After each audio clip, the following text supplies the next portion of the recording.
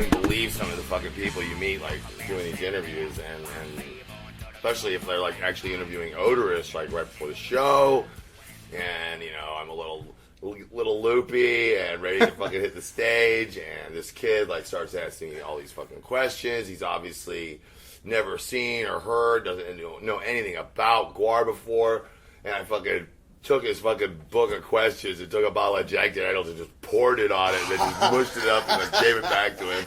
He had this total flock of seagulls haircut, and the kid just freaked the fuck out and spent the next, like, 3 days calling my manager, calling my tour manager, calling the label. He abused me, and he made fun of me, and he was mean to me, and I'm going to file charges against him for child abuse. He threw ice at me, and ice got into my camera bag, and that piece of ice ruined my cell phone and my recorder and, like, every other piece of electronic gear he had. You know, one ice cube managed to destroy everything. It's just ridiculous. Well, you helped us get through roadside bombs, man, so let's put it that way.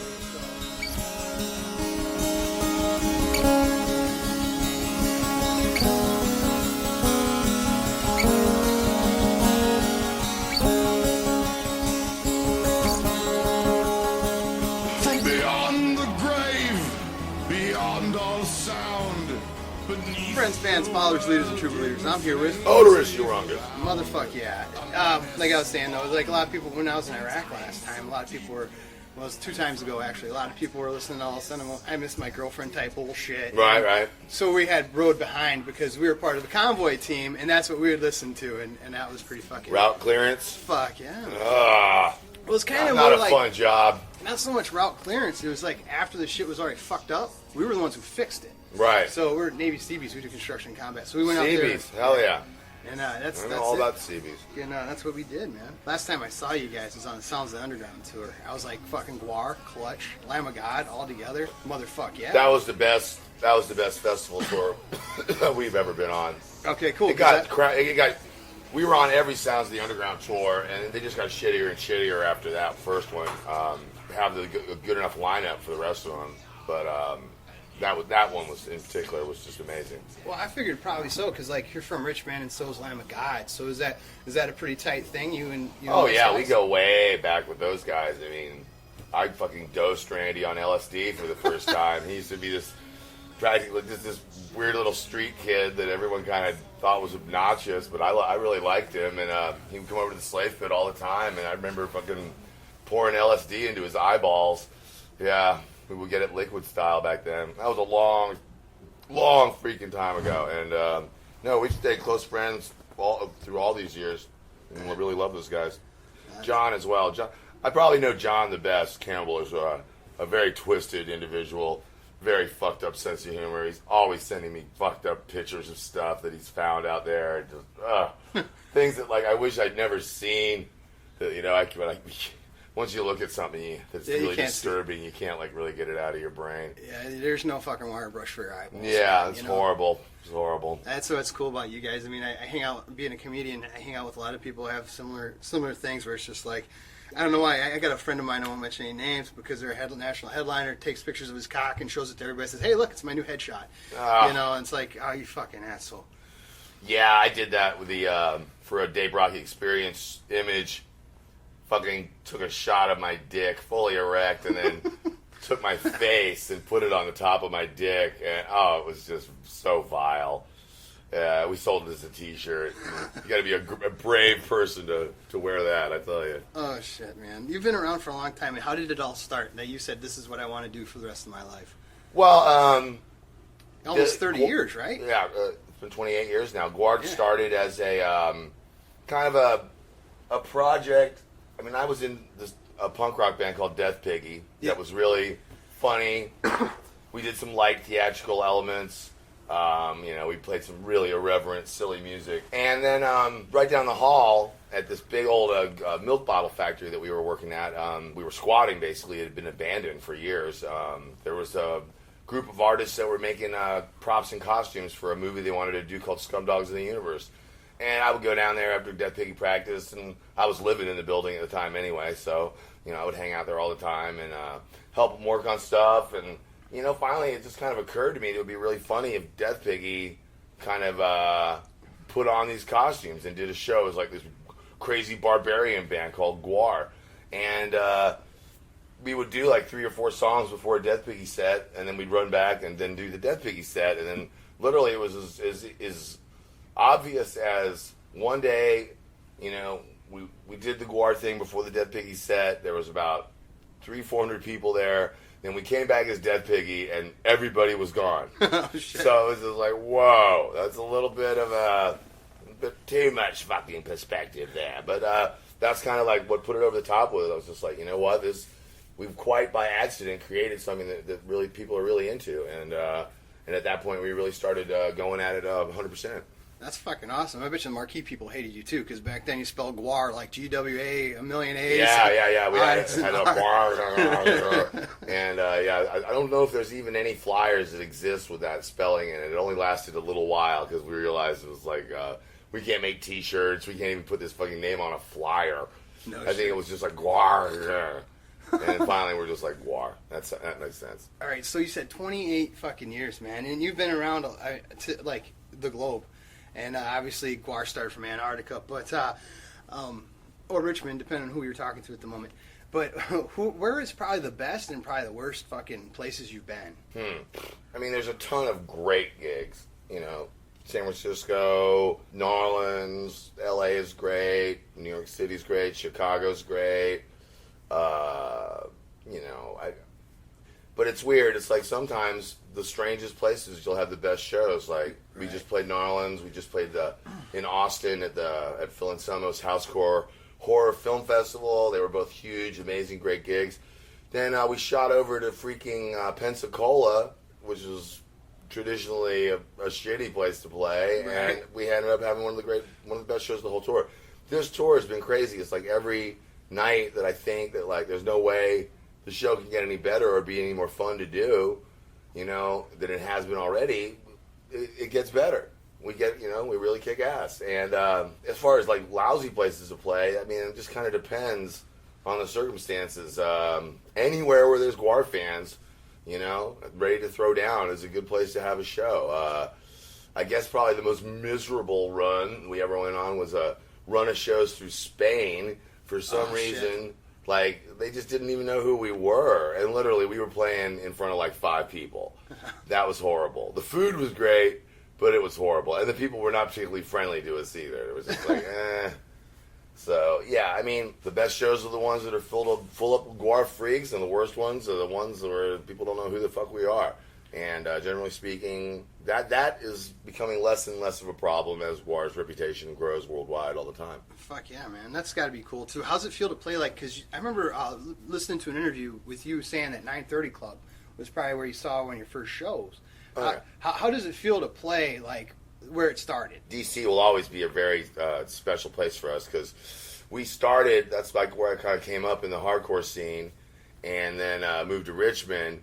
And then Death Piggy was playing shows up in D.C. And then we got blacklisted because we like broke some stuff or ruined. Oh, it was a Gwar show. We were opening up for Death Piggy, and we got a bunch of fake blood right in the middle of one of their monitors. So we kind of got banned from D.C. for a while. So it was very satisfying after about 4 more years when Gwar was just making a ton of money. Well, but not a ton of money, but was starting to do really good shows and starting to play in front of a lot of people. That finally DC was just like, oh, okay. They allowed the prodigal son to return, and we're gonna actually end the tour in DC. So. Yeah, I seen that at the 930 Club. I might try to see if I can make it up for that. It's on a Sunday. That'll be a real good one. Fuck yeah, man! It's on a Sunday night. I've had nothing but good success with seeing shows at the 930 Club.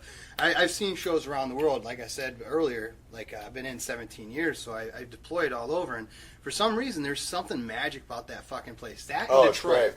Detroit is also another great place for shows too. Oh yeah, well we play Harpo's, and that place is such a dump. Such a dump, but it's such a classic rock and roll venue, and it's always just so fucking slam packed with people. We always have monster merchandise numbers. So, but it's like you do not want to walk anywhere. Stay on the block, stay on the bus. Yeah. You don't want to go anywhere. Harpo, St. Andrews Hall. There's a lot of fucking places like that around there. It's just been the State Theater as well. I think they closed. Well, it's just they got a new name. It's like we've been exclusively in Harpo's now for like the last freaking 20 years. I don't think we've ever played anywhere else. We did play the State one time, but Harpo's is just our spot in Detroit, definitely. Yeah, and last time I saw you guys was in Sterling Heights. It was during Sounds of the Underground tour, and that was at the Ford, and that was the outside. That was badass, man. I remember that. Yeah, that was a lot of fun.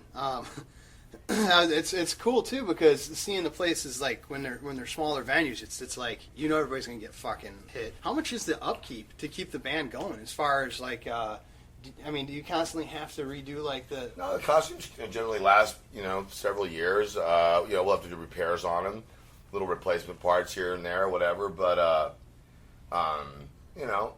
but still, yeah, the daily nut is up there. We're not making a ton of money off this thing, that's for sure. Never have, never will. We do well enough to make a decent living at it. Maybe with Obamacare, we could actually get everyone on a health plan. That would be really cool.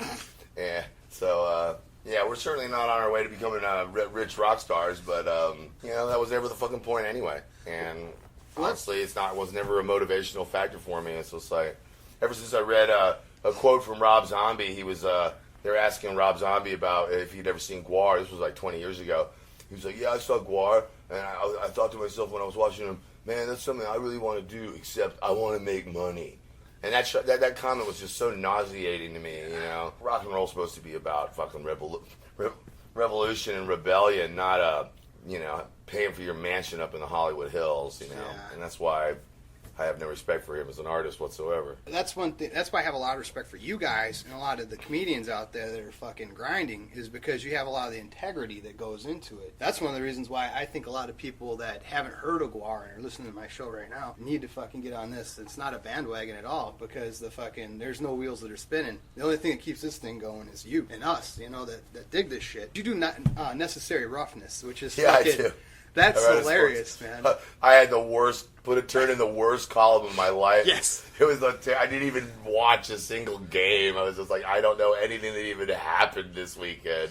People ragged on me in the comments section. I was just like, hell, you do this. Fucking. Tomorrow I'll be in Jacksonville, so won't be a lot of shit going on. So I'll be able to watch the games and do a good job fucking writing the column. That last week was insane.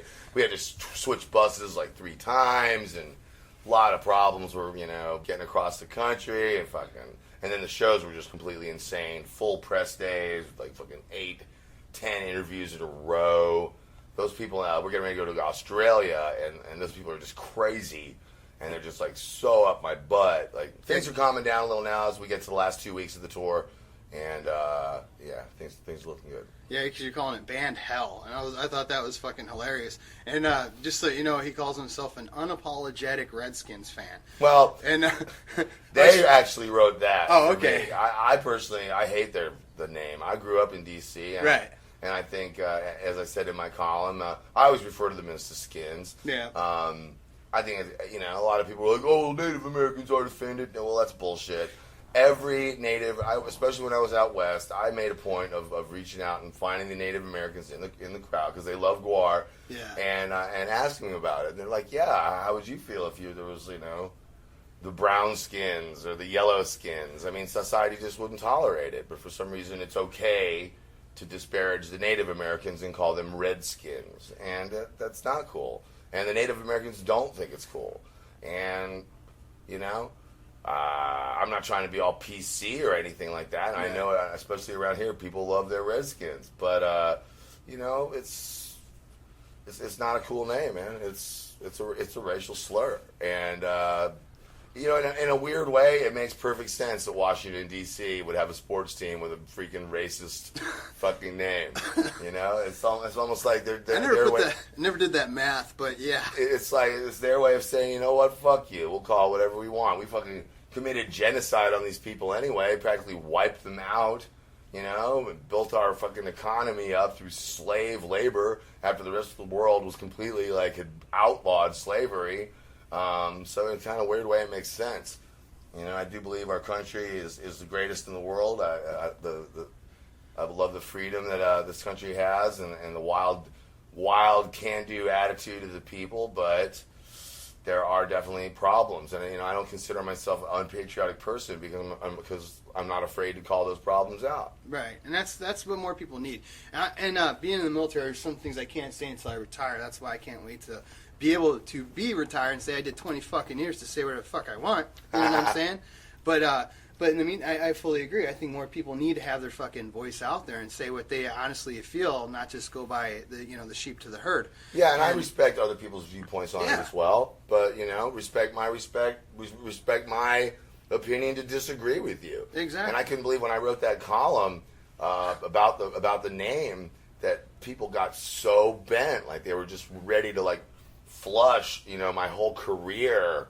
Right. You've gone soft. Oh, come the fuck on. Well, I grew up in Ohio, so the old joke is they'll never fuck with the Indians because nobody knows there's a baseball team in Cleveland. So. Chief Wahoo. Yeah. I guess he's a little borderline. He doesn't bother me that much, but I guess he's a little kooky looking. But just the word Redskins, it's just an ugly word, and it just always was used as a term of to insult the Indians, And if you don't believe that, all you have to do is go back and read a lot of these diaries from guys in the cavalry, who fought against the Indians for years. We whipped the Redskins yesterday. It's just like, yeah, exactly. There's a lot of nasty stuff to those people, and they've suffered enough for it. And the symbolism of changing their name would be a step in the right direction. And so that's why I support that. There was actually a high school football team for about 2 years in either New Mexico or Arizona. They called themselves the Fighting Whiteys. Fighting Whiteys. I wanted a fucking T-shirt because that's hilarious. Google that shit when you're on the road. Just Google Fighting Whiteys and you'll be like, Josh O'Brien wasn't shitting me, man. He really was. There's a team down in Texas called the Texas Cotton Pickers or something. Oh yeah, I seen that. The fucking basketball team, and they had a picture of that in the fucking. I saw it on Facebook. I'm like, that's not borderline fucking racist. Yeah. Have you ever ran into some crazy psychotic parents on the road? Yeah, crazy psychotic parents in that they're bringing their 4-year-old kids to Gwar shows.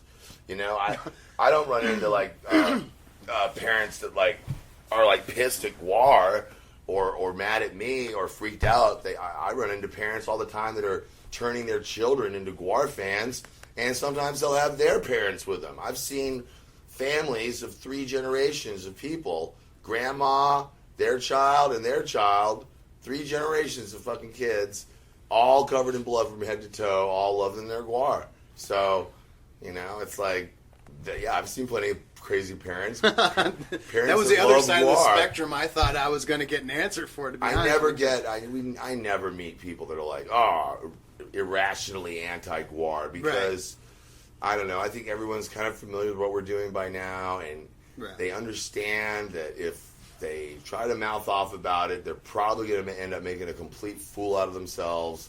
And I just think a lot of people would be happy if Gwar just kind of just disappeared at some point. If they ignore us, that we'll go away.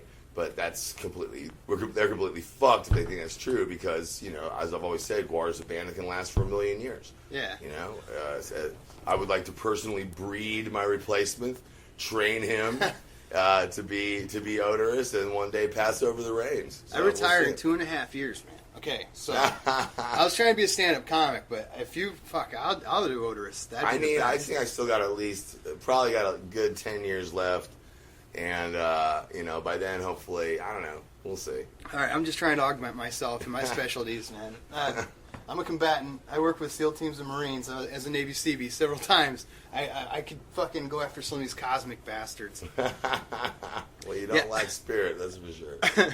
Well, the reason what brought me to that question was, I remember when I was a teenager, I seen you on, Springer and all these shows, and you had some of the really crazy fucking parents on there. Yeah, that was all bullshit. That was all set up. That kid was not even... That was not even the mom of that kid. That was all lies. Oh, that's the whole fucking thing? That kid was not even a Gwar fan. You see him with his black lipstick on. He looked like a little Marilyn Manson fan. He was not even a Gwar fan. That whole thing was just set up. They kept us apart from each other before the show so that we could figure it out. And then after the show, we all were in one room and we were all laughing because it was complete bullshit. That's how the whole fucking Springer thing was? That's hilarious. It's a total lie. And it just went on from there. Springer just got worse and worse and worse, and with the fighting and all this and that, and fuck it. Yeah, it's all set up, and they just hand some bitch a fucking water that she just beat the shit out of, So Yeah. That's all. That shit's all lies. Now, speaking of keeping on, want this band to keep on going forever, which is fucking awesome. There's hasn't been any lack of steam in the machine at all. It's like every year you're still doing. Every year you're still hitting the road, and you're putting out more albums now. It seems like than back in the beginning. I mean, you just constantly have albums coming out. Do you see yourself taking a break for a little bit at all, or are you just going right back on the road? We'll tour as hard as we can for this record, and then probably take a little break. I'm not sure when that'll be. I just went on fucking 3-week vacation this summer, all the way to fucking Stalingrad and back. So it's like I've had some, and then I went to St. Thomas for a week after that. So I get my time off. We go hard when we go hard, but we still have plenty of time for our real lives. So we'll probably tour throughout the spring and into the summer, and then by the summertime we'll probably start taking it easy again. St. Thomas is amazing. I love it. Fuck yeah, I was deployed in Puerto Rico. This was 96, pre-9/11, before the wars and shit. 97. And I was working for these SEALs. All they did, I made shit they blew up. It was fucking great. So I had a boat. We went out there to St. Thomas, and I hooked up with this girl, and she ended up being a real fucking bitch, man. So I ended up losing my friends and losing my girl. I still had a bottle of rum, and I said, fuck it, and I just spent the night on a park bench. It was like one of the coolest, like by myself vacations I've ever had. St. Thomas was the great, shit, man. I enjoyed the hell out of it. For speaking of Navy SEALs, like what I do, I do a lot of charity work for the Navy SEAL Foundation. What it is basically helps out the family of the fallen. Basically, if anybody is interested, they just Google like Navy SEAL Foundation, and that's for our fallen brothers that work with Special Warfare community. Now, You have a fallen brother. And then I also noticed that you have a foundation for the Smoot family. Sure. If you want, could you plug that?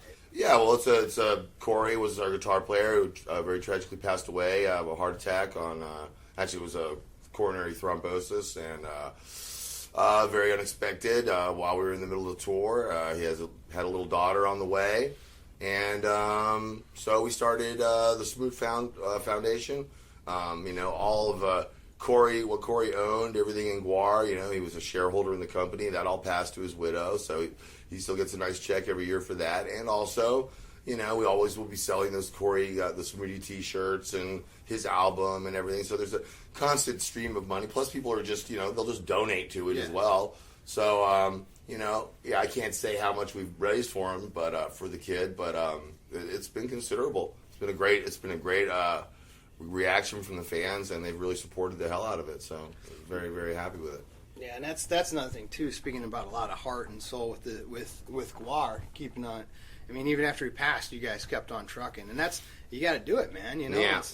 Yeah, we sent a couple guys back. I went back for the services and stuff, and then but we just kept going on. I mean, it was like we didn't really have a choice. It's like you can't.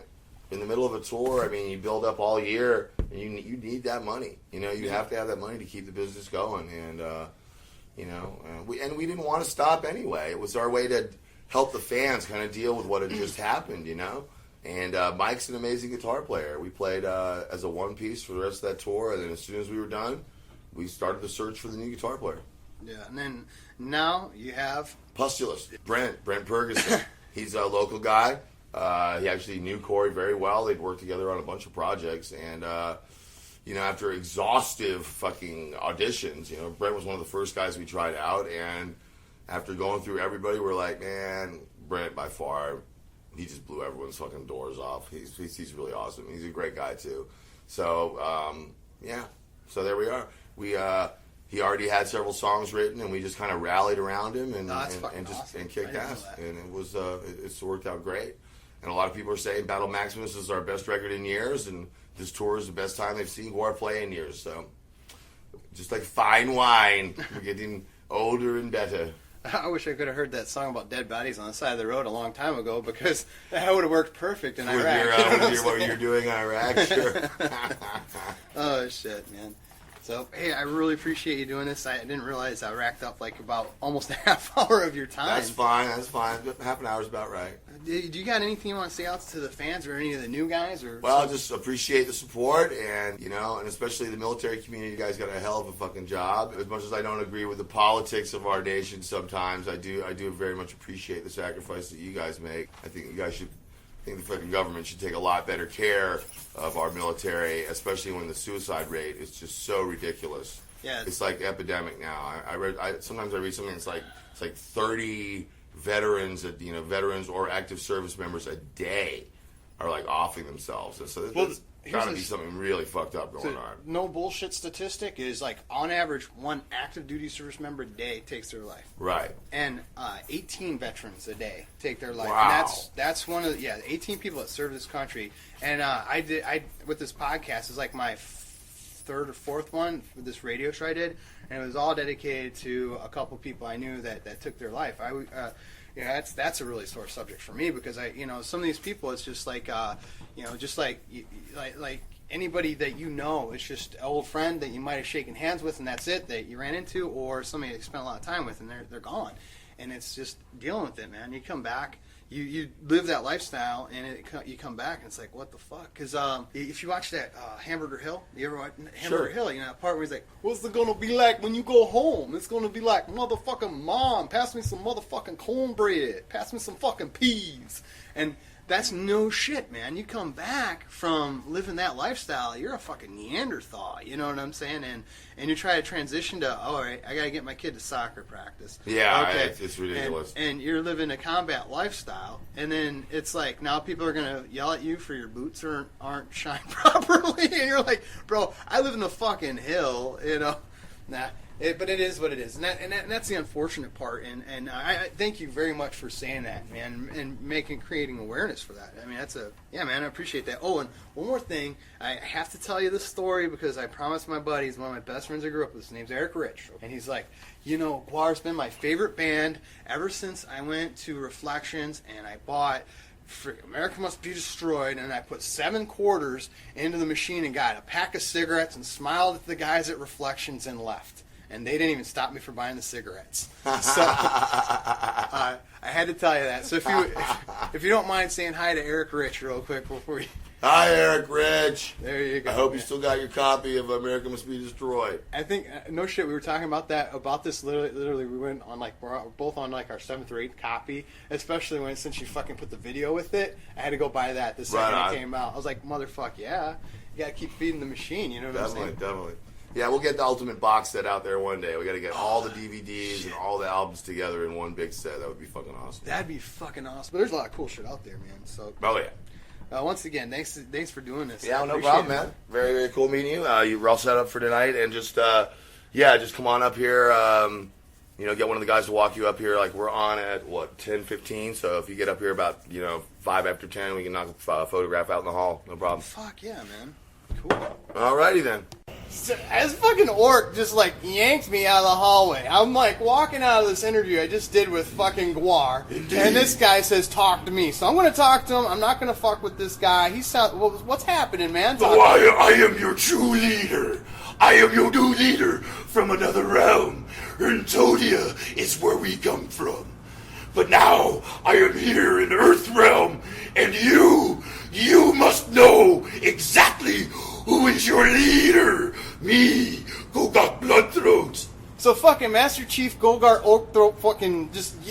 Yeah, that sounds great. Well, yes, just like that. Fucking Master Chief Lieutenant... Speak Orc, human, yes. Okay, so this motherfucker, my orc sounds like Joey fucking Coco Diaz. But, one of my favorite comics out there. This guy's fucking crazy. He's got blood coming off him. He's got a goddamn axe. Oh, and I'm trying to talk like a fucking orc, but all I'm doing is goddamn Joey Diaz, goddamn it, baby. Because, hey, what are you guys doing tonight? Doing tonight? We're out here. We're somewhere we're in Virginia. What is it? Norfolk. Norfolk. That's what it is. Norfolk, fucking Virginia. Yes. And we got Gwar coming up tonight. That's gonna be fucking something else. It's like some MMA shit out there, baby. But it's not MMA. It's blood, and it's bloodthirsty. We got a fucking orc. and he's doing his arm like he's gonna do a fucking body slam on somebody. That's what happens. I point war finger. I make crowd break out in frenzy and destroy each other, and then they place each other back in together, and then they're ready for the other bands. This motherfucker's ready to dismember a son of a bitch, and he's got a porn finger, a war finger, some shit. Somebody's gonna get finger. War finger. They get their fucking eyes poked out and their entrails coming out of their sides, man. So yes, we are here to bring forth the word of Gazoroth. If you follow Gazoroth, all your dreams and wishes will come true. I like this Gazoroth Master Chief Sure. over here. Why would I lie to you? I am leader. Leaders never lie. Okay. I don't know, man. It's true. Leaders never lie. Leaders never lie. Never. Not in Germany. Not at all. At all. Never.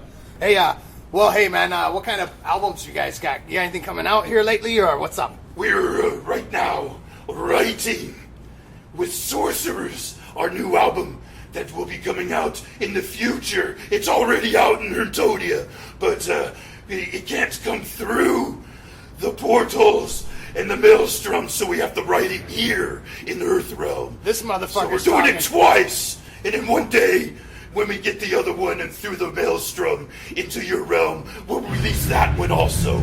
But till then, we have our first EP, War Chiefs of the Apocalypse, devastating orc metal for you little puny, ungreen grunts minds. This motherfucker showered me in blood. I'm gonna keep talking about fucking Joey Coco Diaz orc voice because he's moving his arms around when he's talking and shit's just flying fucking everywhere. But does he ever heard the true full-length album from a band of orcs, Adding Heads to the Pile, which was released last year in your humans, October?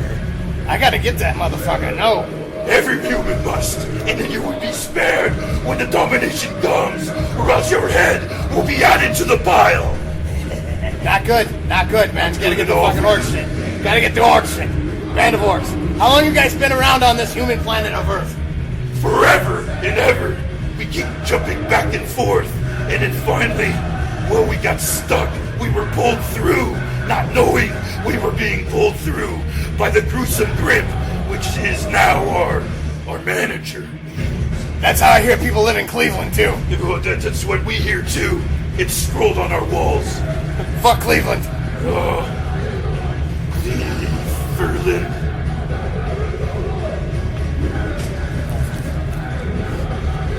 Yes, water, Fuck. water. Bring your leader water. Gogog does not get drunk off alcohol, but yet something with the fluoride in your water gets me completely messed up. I black out sometimes for 7, 8, 9 days at a time just by drinking refrigerator water. Oh shit, I see an Aquafina fucking headline coming up in the near future with these Oh, that's motherfuckers. the hard stuff right there. Oh, shit. That's what Gogog does. You see Gogog bring metal, act like human, showing you humans how you look when you're up on stage, getting constantly drunk and falling down because, well, that's all you like. It's the Jägermeister Aquafina tour headlining. It may just happen. Drink your water with your leader. Holy shit, I see a wicked clown on this guy's outfit. Hey, is that one of your influences? That right there was given to me by a fan, El Pasty Güero, knowing that, well, there's magic everywhere, and we may find magic there. Haven't quite found it yet, but Gogog is aware. Yes, Gogog is. Gotcha. Yeah, that's my home. It makes me feel home. I didn't want to unravel everything, if you know what I'm saying. Oh, you know. You don't have to flip every Joker card, but not you know every. what's happening. All right, I just got to say thanks very much, and thanks for not killing me, Master Chief. Oh, why would I kill someone that is going to be my slave and bring me water and do my bidding? Well, you got the Why fucking... would I lie about that? Here, do you want this water, man? Here, this is... That's no, you can keep that. It's All right. kind of yellow. Oh, fuck. Oh yeah. That's a cigarette butt in the bottom of that. Sorry, whoa. You humans are weird.